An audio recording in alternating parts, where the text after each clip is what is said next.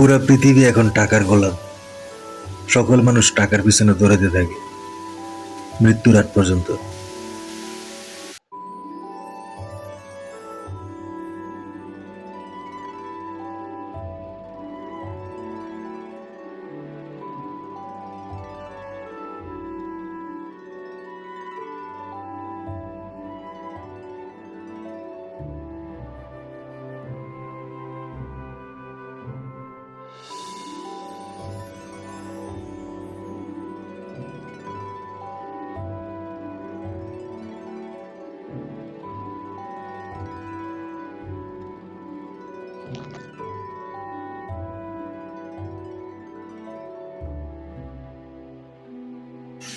তারা টাকার পিছনে দৌড়াতে দৌড়াইতে পুরো জীবন অতিবাহিত করে, কিন্তু টাকা তাদের পিছনে দৌড়ায় না।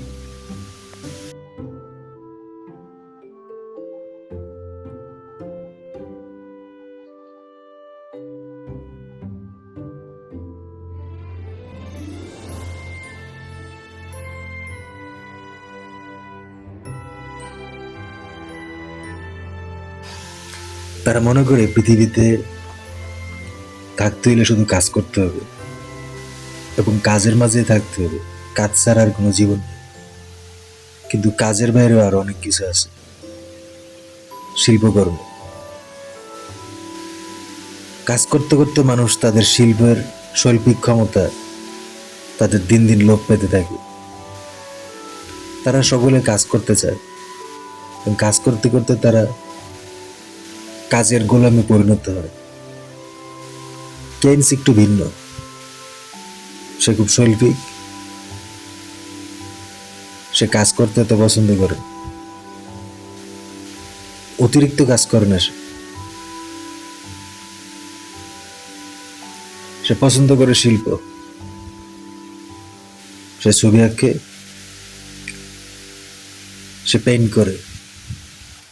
ক্লোজ আপে এখন আছে জিঙ্ক ফ্রেশ টেকনোলজি, যা জীবাণুর সাথে লড়াই করে দেয় সতেজ নিঃশ্বাস 18 ঘন্টা।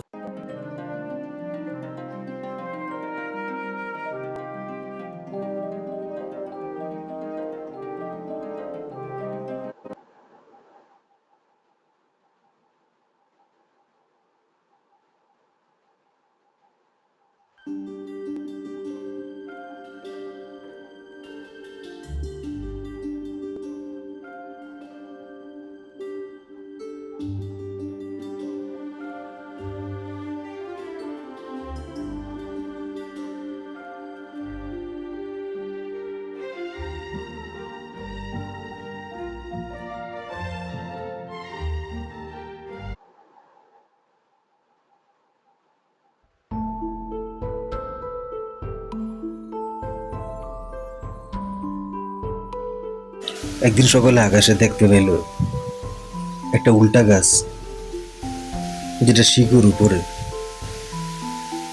এটা খুবই ডেঞ্জারাস একটা গাছ ছিল, যা মানুষকে কাজের পুতুলে পরিণত করে।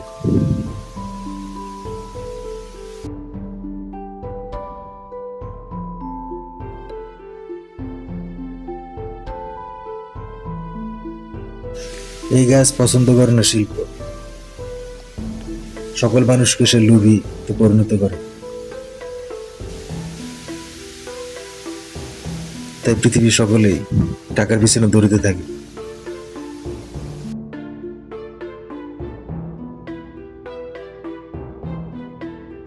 কেইন্স অনেক শৈল্পিক ছিল, সে টারকোলের কাজ করত, টারকোল দিয়ে পেইন্ট করতো ফ্লোরে।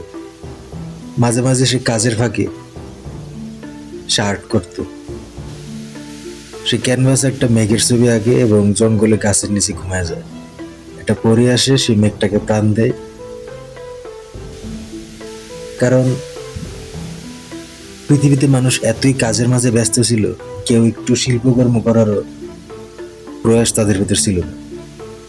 তো পরি যখন সেই গাছের নিচে ঘুমানো ব্যক্তির চিত্রকর্মে প্রাণ দিল, তখন সেই কালো মেঘ উঠতে উঠতে আকাশে যায়। যাওয়ার পর সে উল্টা গাছকে হত্যা করে। ঘুম থেকে ওঠার পর কেইন্স দেখতে পায় তার পেইন্ট গায়েব। তারপর সে আকাশে দেখতে পাইল সে কালো মেঘ বজ্রপাত দ্বারা উড়িয়ে ফেললো সেই উল্টা গাছকে। ধ্বংস হইল, বিনষ্ট হইল সেই উল্টা গাছ, যে গাছের শিকড় উপরে থাকে আকাশের দিকে।